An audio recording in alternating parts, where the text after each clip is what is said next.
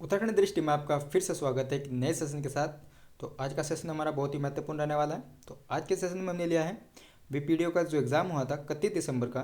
तो आज हम उसको सोल्व करेंगे और आयोग के अनुसार इसके आंसर की के अनुसार हम इसके राइट आंसर देखेंगे। तो आइए शुरुआत करते हैं। तो सबसे पहला क्वेश्चन था सामान्य हिंदी का, जो कि 20 नंबर की हिंदी थी इसमें। तो सबसे पहला क्वेश्चन था निम्नलिखित में सर्वनाम का भेद नहीं है। तो इसमें सही उत्तर जो है ये हो जाएगा ऑप्शन बी, तो अतिवादी सर्वनाम। तो ये इसका सही उत्तर हो जाएगा। नेक्स्ट प्रश्न है जेवी जवे ने वी कवे ने में जवे शब्द का जो अर्थ था ये क्या है। तो ऑप्शन ए इसका सही उत्तर हो जाएगा घर वाई। नेक्स्ट प्रश्न क्वेश्चन नंबर 4 को देख लेते हैं साथ के साथ। तो सूची 1 को सूची 2 से सम्मिलित हमने इसमें करना था। तो इस प्रश्न का जो सही उत्तर होना चाहिए, तो देखिए सबसे पहले हम इसको मैच करते हैं। देखो दावत जो शब्द है ये क्या है, आगत शब्द है। थेला एक देश शब्द है। पंकज और रूढ़ शब्द है। और जो बचता है हमारा शंकर, तो शंकर हमारा तहसीलदार है। तो बिल्कुल इसको ऐसे मैच करना है। तो क का हमारा हो जाएगा 4, क का 4 हो जाएगा, यानी ऑप्शन ए इसका सही उत्तर हो जाएगा। तो क्वेश्चन नंबर 4 का ऑप्शन ए सही हो जाएगा। अब बढ़ते हैं नेक्स्ट प्रश्न की ओर। प्रश्न 3 को देखते हैं।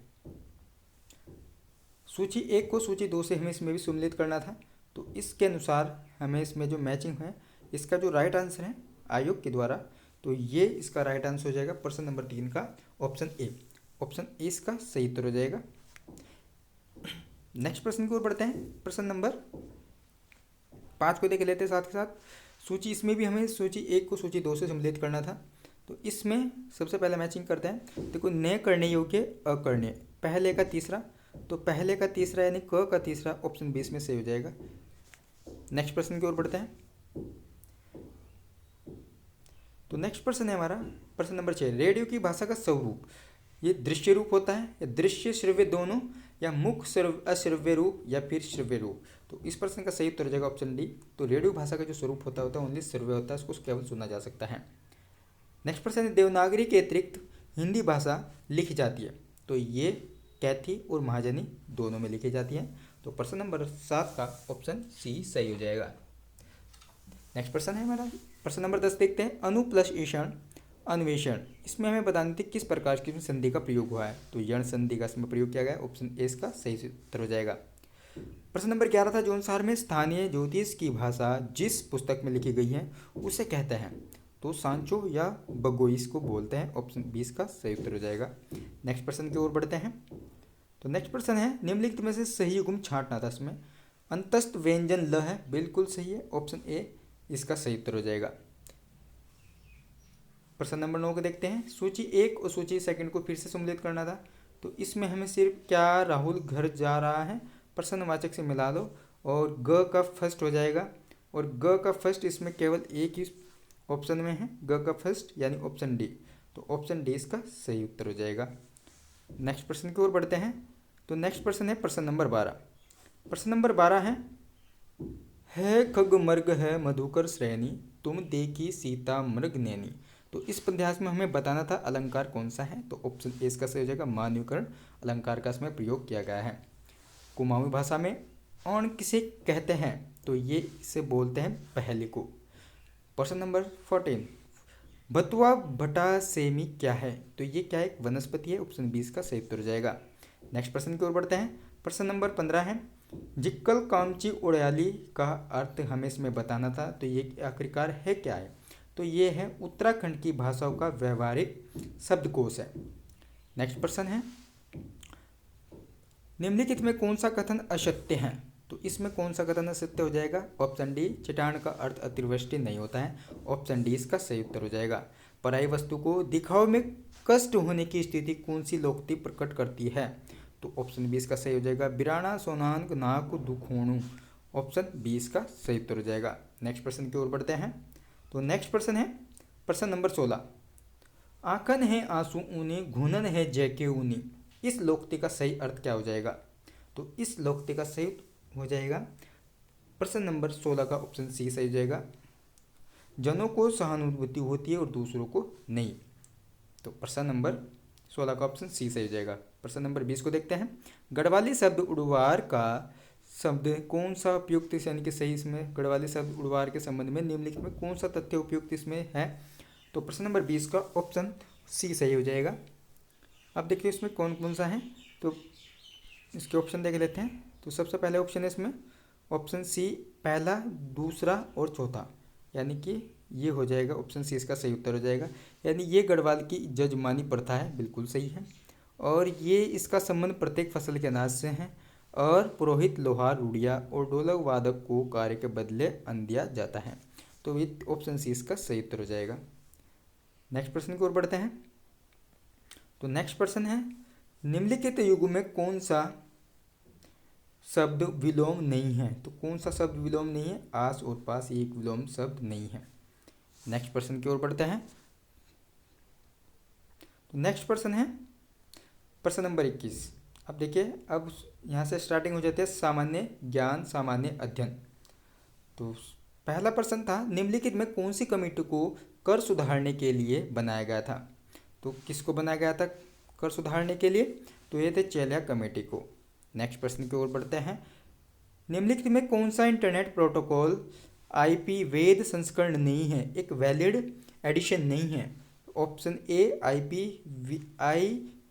IPv4, ये भी इसका वैलिड एडिशन है, ये भी वैलिड एडिशन है, लेकिन ऑप्शन सी इसका वैलिड एडिशन नहीं है। तो ऑप्शन सी इसका सही उत्तर हो जाएगा। नेक्स्ट प्रश्न की ओर बढ़ते हैं। नेक्स्ट प्रश्न है, इसमें भी हमें सूची 1 को सूची 2 से मिलान करना था और हमें इसमें दर्रे को भी मिलान करना था, पास यानी कि दर्रे। तो इसे देखो ऑप्शन, इस प्रश्न का ऑप्शन डी सही हो जाएगा, ऑप्शन डी। यानी कि जो इसमें है हमारा हिमाचल जो प्रदेश में कौन सा दर्रा है, ये है हमारा रोहतांग दर्रा। तो ऑप्शन 1 से ही सही हो जा रहा है, तो ये इसका सही उत्तर हो जाएगा। तो हिमाचल प्रदेश में है रोहतांग दर्रा, तो ऑप्शन इसका डी सही हो जाएगा। नेक्स्ट प्रश्न की ओर बढ़ते हैं। नेक्स्ट प्रश्न है प्रश्न नंबर 24। उत्तराखंड के पंचायती राज संस्थाओं के संबंध में निम्नलिखित में कौन सा कथन सही है? हमें इसमें ये बताना है। देखो कौन सा कथन सही है। तो सबसे पहले प्रश्न नंबर, तो कौन सा कथन इसमें सही था, हमें इसमें ये बताना है। इस प्रश्न का जो सही उत्तर हो जाएगा ऑप्शन डी इसका सही उत्तर हो जाएगा। तो ऑप्शन डी, यानी कि ऑप्शन डी इसका सही उत्तर हो जाएगा। ऑप्शन तीसरे का देखिए, इसमें जो सही है, उत्तराखंड में 1/3 उत्तराखंड राज्य का अपना पंचायती राज अधिनियम नहीं है, तो बिल्कुल गलत। और 1/3 सीटें महिला के लिए आरक्षित है, ये भी गलत है। खंड विकास परिषदों का गठन मध्यवर्ती स्तर पर किया जाता है, बिल्कुल सही।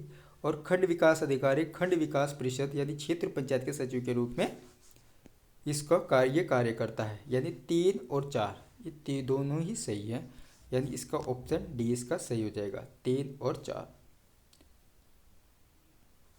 नेक्स्ट प्रश्न की ओर बढ़ते हैं। निम्नलिखित में कौन से मुख्य मेमोरी का प्रकार नहीं है? तो random access memory, read only memory, cache memory, ये तीनों ही प्रकार ये किसके हैं? मुख्य मेमोरी के हैं। लेकिन ऑप्शन डी इसका प्रकार नहीं है, इसलिए इसका ऑप्शन डी सही उत्तर हो जाएगा। प्रश्न नंबर 26 को देखते हैं।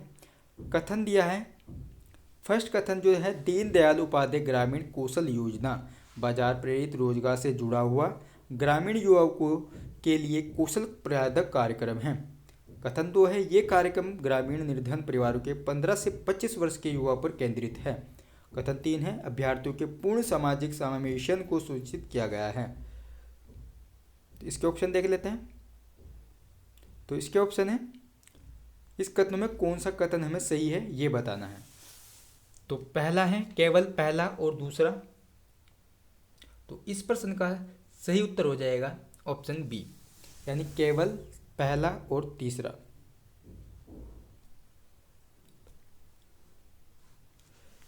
नेक्स्ट प्रश्न, निम्नलिखित में कौन सा देश इजराइल के साथ सीमा साझा नहीं करता है?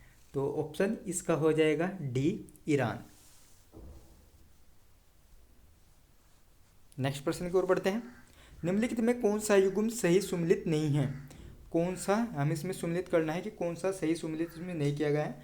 तो ऑप्शन डी इसका सही उत्तर हो जाएगा, गेहूँ गोमूत्र, ये इसमें ग्रंथों में ये नाम इसका नहीं मिलता है।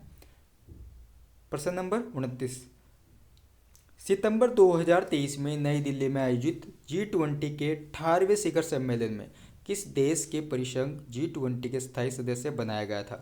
तो प्रश्न नंबर 29 का ऑप्शन बी सही हो जाएगा, अफ्रीका संघ। नेक्स्ट प्रश्न की ओर बढ़ते हैं। निम्नलिखित में किस वाद में भारत के सर्वोच्च न्यायालय ने निर्णय देते हुए कहा था कि संसद मौलिक अधिकारों को नहीं छीन सकती क्योंकि वे पवित्र प्रकृति के हैं? तो इस प्रश्न का सही उत्तर हो जाएगा ऑप्शन डी, इसका सही हो जाएगा गोलकनाथ वाद 1967। नेक्स्ट प्रश्न, मेक इन इंडिया पहल 4 स्तंभों पर आधारित है, तो निम्नलिखित में से इन 4 स्तंभों में कौन एक नहीं है? तो प्रश्न नंबर 31 का ऑप्शन सी सही हो जाएगा, नए गंतव्य। तो इसका सही उत्तर हो जाएगा। नेक्स्ट प्रश्न की ओर बढ़ते हैं। निम्नलिखित में से कौन सा युग्म सही सुमेलित नहीं है? तो इस प्रश्न का सही उत्तर हो जाएगा ऑप्शन सी। तो ऑप्शन सी, बैरोमीटर से क्योंकि वायु दाब मापा जाता है, तो वायु की गति नहीं मापी जाती। नेक्स्ट प्रश्न की ओर बढ़ते हैं। प्रश्न नंबर 94 एक रीजनिंग का क्वेश्चन था। तो 94 का इसमें हमें अगली आकृति बतानी थी, तो अगली आकृति कौन सी है? तो इसमें ऑप्शन ए सही हो जाएगा इसका। नेक्स्ट प्रश्न, एक सीरीज का क्वेश्चन था, श्रृंखला के स्थान पर उपयुक्त विकल्प का चयन करें और श्रृंखला के प्रक्रम को जारी रखता है, तो कौन सा जारी रखता है? Option C. नेक्स्ट प्रश्न, 4 गांव ABCD एक सरल रेखा में है और बी से डी तक की दूरी 10 किलोमीटर है। ए गांव और डी और वे सी के बीच में स्थित है। सी से बी की दूरी सी से डी तक की दूरी से 2 किलोमीटर अधिक है, तो सी से बी कितना दूर है? तो यह ऑप्शन 20 का सही हो जाएगा, 6 किलोमीटर दूर। यदि अंग्रेजी वर्णमाला के प्रत्येक अक्षर का मान उसके वर्णमाला के क्रम के बराबर है, तो निम्न में से किस में से उसके सभी वर्णों का योग अधिकतम है? तो इस प्रश्न का सही उत्तर हो जाएगा।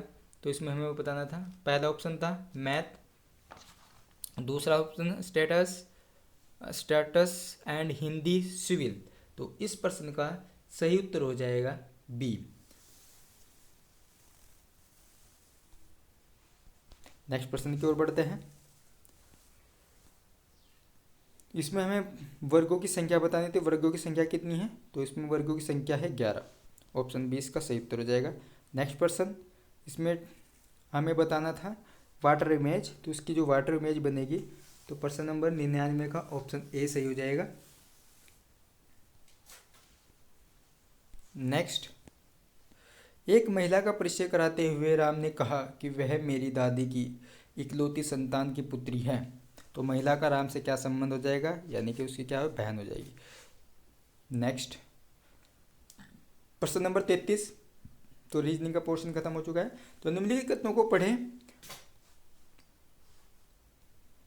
भारत की विनिवेश नीति का उद्देश्य केंद्रीय सार्वजनिक क्षेत्र के उपक्रमों एवं वित्तीय संस्थानों की न्यूनतम उपस्थिति तथा निजी क्षेत्र के लिए निवेश दायरा बढ़ाना है।